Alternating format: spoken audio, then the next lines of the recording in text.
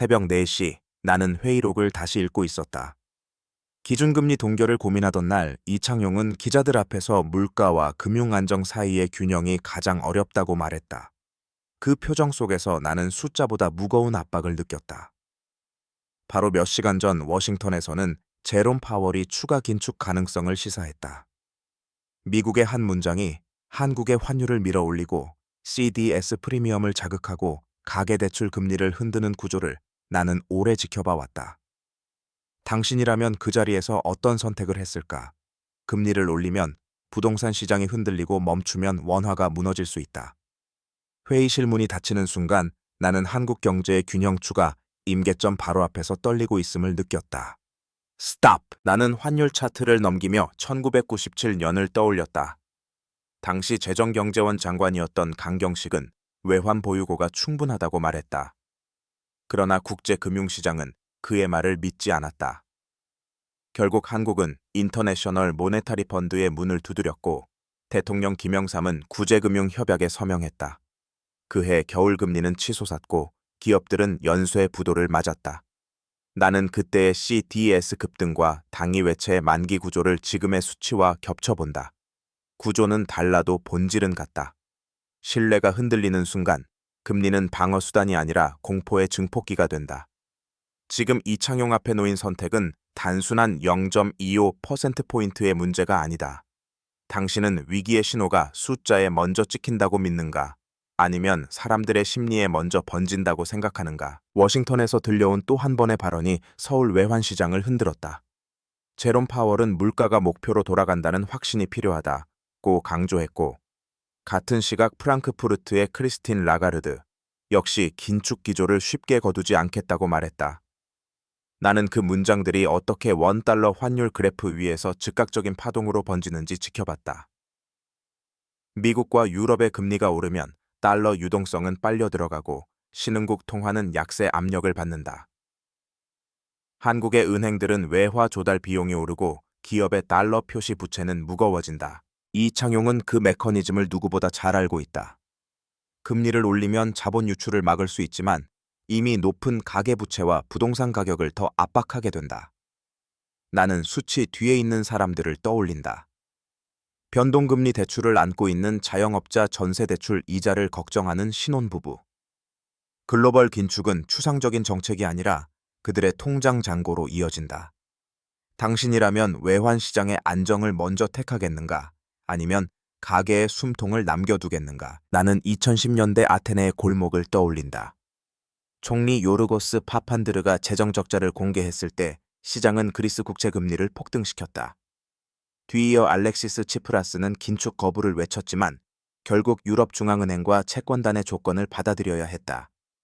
SEDS 프리미엄이 치솟자 은행의 유동성은 말라갔고 현금 인출 제한이 시작됐다. 정책 결정이 하루아침에 개인의 삶을 바꾼 순간이었다. 나는 그 장면을 보며 한국의 은행 유동성 지표를 다시 확인했다. 지금 한국은 그리스와 다르다. 외환 보유고도 산업 구조도 훨씬 탄탄하다. 그러나 시장은 언제나 가능성에 반응한다. 이창용의 선택이 국제 투자자들의 기대를 바꾸면 환율과 금리 부동산 가격이 연쇄적으로 흔들릴 수 있다. 그리스의 노점상들이 하루 매출을 계산하던 밤을 기억하며 나는 스스로 묻는다. 우리는 과거의 경고를 충분히 이해하고 있는가? 나는 부에노스아이레스의 어두운 채권 시장을 떠올렸다. 2018년 재무장관 니콜라스 두호브네는 페소 방어를 위해 금리를 60% 가까이 끌어올렸다. 대통령 마우리시오 마크리는 IMF 지원을 받아 위기를 넘기려 했지만 CDS 프리미엄은 오히려 더 뛰었다. 외국 자본은 떠났고 환율은 폭락했고 슈퍼마켓의 가격표는 하루 만에 바뀌었다. 정책은 논리적으로 맞았지만 시장의 신뢰는 돌아오지 않았다. 나는 그 장면을 보며 한국의 금리 곡선을 다시 확인했다. 만약 이창용이 급격한 긴축을 택한다면 자본 유출은 막을 수 있을지 몰라도 부동산 프로젝트 파이낸싱과 가계대출이 먼저 흔들릴 것이다. 반대로 금리를 늦게 올리면 환율 방어 비용이 커지고 외화 유동성 부담이 커진다. 당신이라면 어느 쪽의 위험을 감당하겠는가? 숫자 사이의 선택이 아니라 수백만 가게의 미래가 걸린 선택이라는 사실을 우리는 잊지 않고 있는가? 나는 앙카라의 회의장을 떠올린다. 2021년 대통령 레제프 타이프 에르도안은 금리가 물가를 올린다는 신념을 공개적으로 말했다. 그리고 중앙은행 총재였던 샤합 카부즈 오울루는 그 압박 속에서 기준금리를 인하했다. 결과는 빠르게 나타났다. 리라화는 폭락했고 환율은 통제불능에 가까워졌다. CDS 프리미엄은 치솟았고 외국 자본은 등을 돌렸다. 유동성은 넘쳤지만 통화의 신뢰는 무너졌다. 나는 그 그래프를 보며 한국의 통화정책 독립성을 다시 생각한다. 이창용은 정치적 압력보다 시장의 신뢰를 더 무겁게 여겨야 한다는 사실을 잘 알고 있다. 금리는 단순한 경기 조절 장치가 아니다. 그것은 통화의 약속이다. 터키에서 금리 결정은 곧 통화 가치의 붕괴로 이어졌고 서민들은 월급을 받자마자 달러로 바꾸기 시작했다. 당신이라면 통화의 신뢰를 지키기 위해 어느 선까지 감내할 수 있겠는가? 지금 한국이 서 있는 지점은 그 질문과 멀지 않아 보인다. 나는 카라카스의 슈퍼마켓 진열대를 떠올린다. 장관 호르헤 로드리게스가 가격 통제를 발표하던 날 대통령 니콜라스 마두로는 통화 개혁으로 인플레이션을 멈출 수 있다고 말했다. 그러나 유동성은 폭증했고 환율은 암시장으로 이동했다. 볼리바르는 하루가 다르게 가치가 줄었고 사람들은 급여를 받자마자 식료품을 사들였다. 금리를 올리거나 내리는 문제조차 사라진 순간이었다. 통화의 신뢰가 사라지면 정책은 의미를 잃는다. 나는 한국의 물가 기대 인플레이션 지표를 바라보며 스스로 묻는다. 아직 우리는 그 길에서 멀리 떨어져 있는가? 이창용이 금리를 유지하면 소비는 숨을 쉬겠지만 환율이 흔들릴 수 있다. 반대로 긴축을 택하면 부동산과 자영업이 먼저 무너질 수 있다. 베네수엘라의 상인들이 가격표를 지우던 밤을 떠올리며 나는 당신에게 묻는다. 우리가 당연하게 여기는 통화의 신뢰는 과연 얼마나 견고한가? 나는 다시 서울로 돌아왔다. 회의실 밖에서 기자들이 기다리던 날 이창용은 가계부채와 부동산 가격을 동시에 언급했다. 그 몇 시간 전 정부 쪽에서는 부총리 추경호가 경기 둔화를 우려하며 재정 지원 필요성을 말하고 있었다. 통화와 재정의 방향이 어긋날 때 시장은 가장 먼저 반응한다. 국채 금리는 흔들리고 은행의 조달 비용은 오르며 프로젝트 파이낸싱 시장의 유동성은 급격히 줄어든다. 나는 지방 중소건설사의 부도 소식을 읽으며 그 숫자들이 어떻게 개인의 삶으로 이어지는지 생각했다. 분양이 멈추면 협력업체가 쓰러지고 그 직원들의 대출 연체율이 올라간다. 금리 0.25%포인트의 결정이 누군가의 전세 보증금과 자영업자의 카드 결제일을 흔든다. 당신이라면 경기와 안정 사이에서 어느 쪽을 더 두려워하겠는가? 이창용과 추경호가 서로 다른 언어로 같은 위기를 말하고 있다는 사실을 우리는 얼마나 깊이 이해하고 있을까? 나는 뉴욕 채권 시장의 밤을 떠올렸다. 제롬 파월이 장기 금리의 상승을 언급하던 순간 투자은행 보고서들은 한국의 CDS 스프레드를 다시 계산하기 시작했다. 동시에 도쿄에서 일본은행 총재 우에다 가즈오는 완화 정책의 출구를 조심스럽게 시사했다. 세계의 금리 곡선이 동시에 움직이면 한국 같은 개방 경제는 그 파도 위에 그대로 노출된다. 달러 유동성이 줄어들면 은행의 외화 조달 금리가 오르고 기업의 롤오버 비용이 높아진다. 나는 외환 보유고와 당위 외차의 비율을 계산해보며 스스로에게 묻는다. 아직 버틸 여력은 충분한가? 이창용이 금리를 늦게 올리면 원화 약세가 수입 물가를 자극하고 너무 빨리 올리면 부동산 PF와 가계 연체율이 튀어오른다. 뉴욕의 채권 거래 화면에서 시작된 움직임이 서울의 전세 계약서와 연결되는 구조를 우리는 얼마나 실감하고 있는가? 당신이라면 세계 금리의 파도 앞에서 어떤 균형을 택하겠는가? 나는 한국의 아파트 단지 앞에 서 있었다. 2022년 말 기준금리가 빠르게 오르자 청약을 포기하는 사람들의 표정을 봤다. 그때 이창용은 가계부채가 한국 경제의 가장 큰 취약점이라고 경고했고 금융위원장이던 김주현은 연착륙 대책을 약속했다. 하지만 시장은 숫자로 반응했다. 주택담보대출 금리는 7%에 가까워졌고 거래량은 급감했고 프로젝트 파이낸싱 채권 금리는 급등했다. 유동성이 얼어붙자 건설사 신용등급이 흔들렸다. 나는 지방의 한 공인중개사를 인터뷰하며 생각했다. 금리는 뉴스 속 숫자가 아니라 매매 계약서의 빈칸이 되는 순간을 만든다. 정부는 규제를 완화해 거래를 살리려 하고 중앙은행은 물가를 잡기 위해 긴축을 유지한다. 정책의 방향이 어긋날 때 가장 먼저 흔들리는 것은 개인의 계획이다. 당신이라면 집을 사겠는가, 기다리겠는가? 지금 한국 경제는 선택을 미루는 사람들로 가득 차 있다. 그리고 그 침묵 속에서 금리의 그림자는 더 길어지고 있다. 나는 1998년 겨울 구조조정 명단을 들여다보던 기억을 꺼낸다. 당시 대통령 당선인이던 김대중은 국제통화기금과의 약속을 지키겠다며 고통분담을 호소했다. 한편 경제수석으로 협상에 깊이 관여했던 이현재는 금융기관 퇴출과 금리 급등을 감수해야 한다고 판단했다. 그 결정 이후 기업 부도는 이어졌고 실업률은 급등했다. 금리는 통화를 지키는 방패였지만 동시에 수많은 가계의 소득을 끊는 칼날이기도 했다. 나는 그때와 지금의 차이를 비교해본다. 외환 보유고는 훨씬 두텁고 CDS 수준도 안정적이다. 그러나 가계부채는 과거보다 훨씬 크다. 이창용이 물가 안정을 위해 긴축을 유지한다면 연체율은 서서히 오를 수 있다. 반대로 조기 완화를 택하면 환율이 흔들릴 수 있다. IMF, 당시 거리에서 금 모으기 운동을 하던 시민들을 떠올리며 나는 묻는다. 위기는 언제나 집단의 결단을 요구한다. 이번에는 어떤 형태의 희생이 요구될 것인가? 나는 그날 국회 청문회 영상을 다시 보았다. 이창용은 금리를 빨리 내리면 더 큰 부작용이 올 수 있다고 조심스럽게 말했다. 같은 자리에서 야당 의원이었던 이재명은 서민 부담을 이유로 완화를 촉구했다. 정책의 언어가 갈라지는 순간 시장은 방향을 잃는다.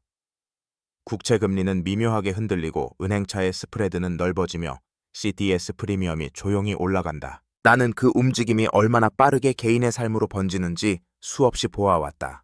변동금리 대출을 아는 자영업자는 매달 이자를 다시 계산하고 전세 만기를 앞둔 가족은 환율 상승으로 수입 물가가 오르는 현실을 체감한다. 금리와 환율 유동성은 서로 연결된 톱니바퀴다. 하나가 움직이면 모두가 돌아간다. 당신이라면 정치의 요구와 시장의 신호 사이에서 무엇을 먼저 듣겠는가? 그 선택의 무게가 지금 한국은행 회의실 한가운데 놓여 있다. 나는 2022년 가을 런던 금융시장을 떠올린다. 당시 영국 총리였던 리즈 트러스는 대규모 감세안을 발표했고 재무장관 콰지 콰탱은 성장 회복을 자신했다. 그러나 시장은 다르게 반응했다. 영국 국채 금리는 급등했고 파운드화는 급락했다. 연기금의 파생 상품 포지션이 흔들리며 유동성 위기가 번졌고 결국 영란은행이 긴급 개입에 나섰다. 정책 발표 화살표 시장 불신, 화살표 금리 폭등 화살표, 금융 시스템 압박이라는 고리가 단 며칠 만에 완성됐다. 나는 그 장면을 보며 한국의 재정과 통화 조합을 생각했다. 만약 경기 부양 신호가 과도하게 나오면 채권 시장은 먼저 반응할 것이다. 이창용이 아무리 신중해도 재정 신호가 엇박자를 내면 국채 금리와 환율은 즉각 움직인다. 시장은 숫자보다 일관성을 본다. 당신이라면 단기 성장과 장기 신뢰 중 무엇을 택하겠는가? 런던의 며칠이 보여준 것은 신뢰가 무너지면 금리는 통제의 대상이 아니라 결과가 된다는 사실이었다. 나는 서울 외환시장 개장 직전의 조용한 순간을 기억한다. 딜러들은 전날 밤 워싱턴에서 나온 발언을 다시 읽고 있었다. 제롬 파월의 한 문장은 $1 환율의 시초가를 바꾸고 동시에 한국은행 총재 이창용의 고민을 더 깊게 만든다. 금리차가 벌어지면 자본은 더 높은 수익을 향해 움직인다. 그 흐름이 빨라질수록 CDS 프리미엄이 미세하게 올라가고 은행의 외화 조달 금리는 조용히 높아진다. 나는 그 숫자들이 어떻게 현실이 되는지 지켜봤다. 환율이 오르면 수입 물가가 상승하고 유류비와 식료품 가격이 뒤따른다. 물가 기대가 높아지면 중앙은행은 다시 금리를 고민한다. 이 단순한 고리가 수백만 가계의 예산표를 흔든다. 당신이라면 환율 안정을 위해 더 높은 금리를 감수하겠는가? 아니면 경기 회복을 위해 위험을 감수하겠는가? 외환시장의 첫 거래가 체결되는 순간 한국 경제의 하루가 아니라 방향이 결정되고 있었다. 나는 지방의 한 산업단지에서 만난 중소기업 대표의 말을 떠올린다. 원자재를 달러로 결제하는 그는 환율이 50원만 올라가도 마진이 사라진다고 했다. 그날 이창용은 물가 안정이 최우선이라고 강조했고 대통령 윤석열은 수출 경쟁력 회복을 주문했다. 두 발언은 같은 목표를 향하지만 경로는 다를 수 있다. 금리를 높게 유지하면 원화 약세를 완화할 수 있지만 기업의 차입 비용은 늘어난다. 나는 기업어음 금리와 은행 대출 스프레드를 함께 살핀다. 유동성이 줄어들면 신용이 약한 기업부터 흔들린다. 한 곳이 멈추면 협력업체와 근로자의 급여가 지연되고 그들의 대출 연체율이 오르기 시작한다. 정책 결정은 항상 2차, 3차 파장을 남긴다. 당신이라면 수출 기업의 숨통을 틔우기 위해 환율을 용인하겠는가? 아니면 통화 신뢰를 위해 더 단단한 긴축을 택하겠는가? 그 균형의 저울이 지금 눈에 보이지 않게 흔들리고 있다. 나는 가계부채 통계를 펼쳐놓고 한참을 바라본다. 총량은 여전히 높고 변동금리 비중도 적지 않다. 이창용은 여러 차례 비지 성장의 발목을 잡을 수 있다고 경고해왔다. 반면 기획재정부 장관을 지낸 홍남기는 과거 위기 속에서도 재정의 역할을 강조했다. 통화와 재정 두 축이 동시에 움직일 때 효과는 배가 되지만 방향이 엇갈리면 시장은 혼란을 겪는다. 금리가 오르면 연체율이 서서히 고개를 든다. 부동산 가격이 조정받으면 담보 가치가 낮아지고 은행은 대출 문턱을 높인다. 유동성은 줄고 소비는 위축된다. 그 결과 성장률 전망치가 낮아지면 다시 정책 완화 요구가 커진다. 나는 이 순환고리를 수없이 보아왔다. 당신이라면 지금 이 고리를 어디에서 끊겠는가?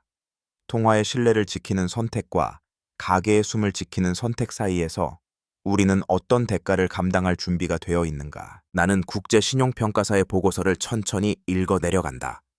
과거 아르헨티나 위기, 당시 재무장관이었던 에르난 로렌시노는 디폴트는 없다고 말했지만 시장은 그 말을 믿지 않았다.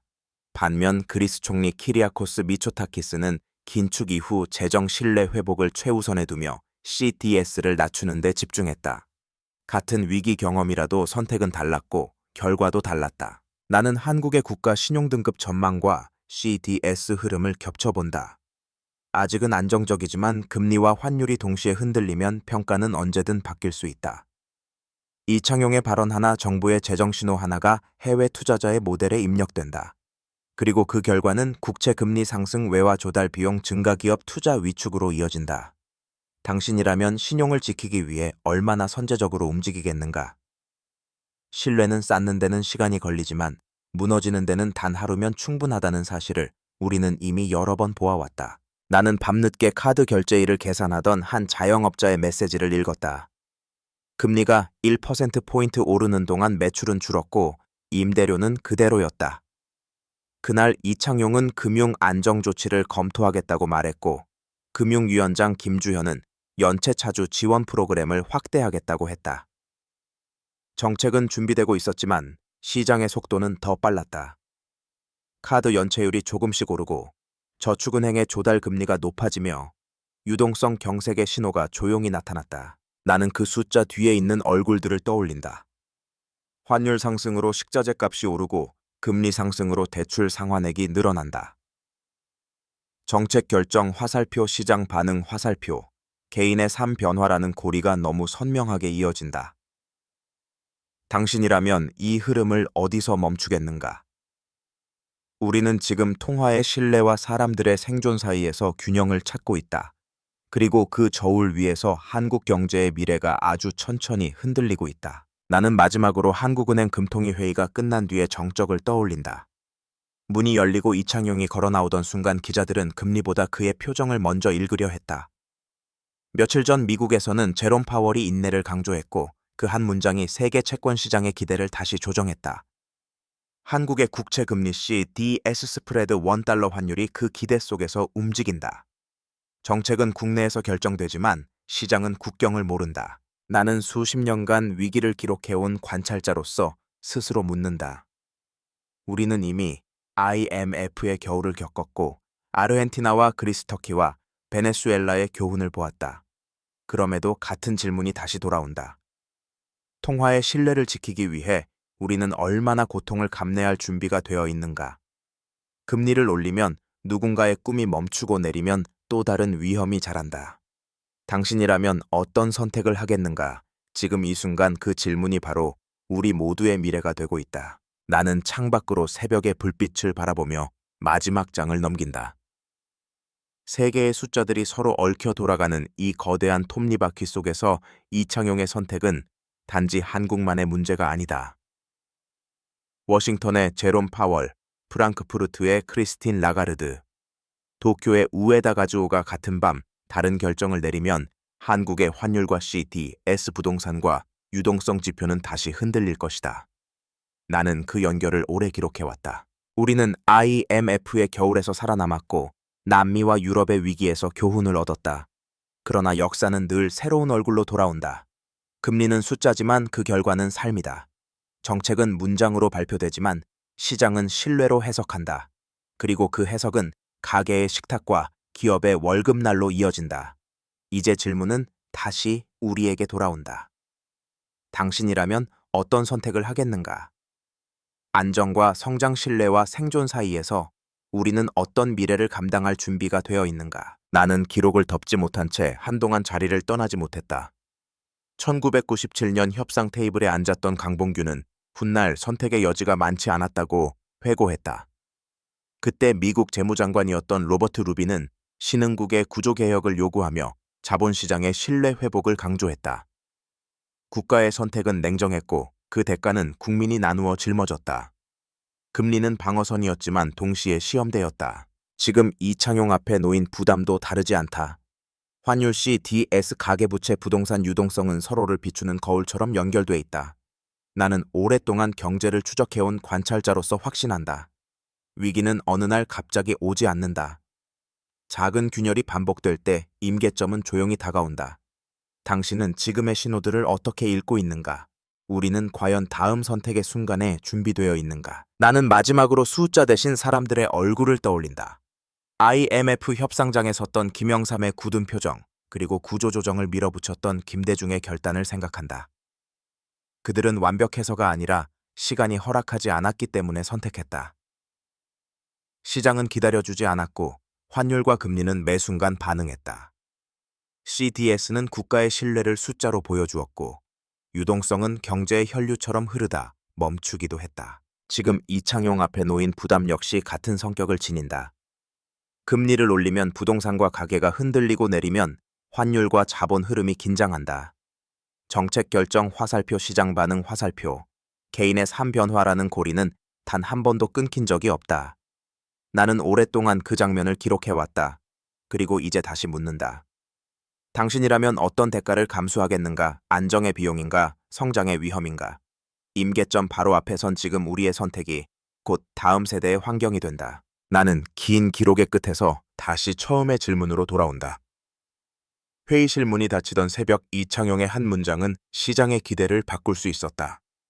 같은 시간 워싱턴에서 제롬 파월이 신중함을 말하면 달러 유동성의 방향이 달라지고 서울의 환율과 CDS 부동산 가격이 미묘하게 흔들린다.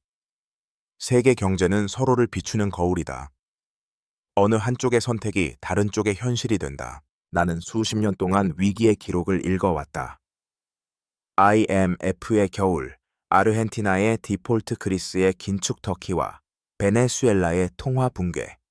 그 모든 이야기 속에서 공통된 장면은 하나였다. 결국 선택은 사람에게 내려졌다. 숫자가 아니라 책임이 결정했다. 이제 그 질문이 우리 앞에 놓여 있다. 당신이라면 무엇을 지키겠는가? 통화의 신뢰인가? 지금의 숨결인가?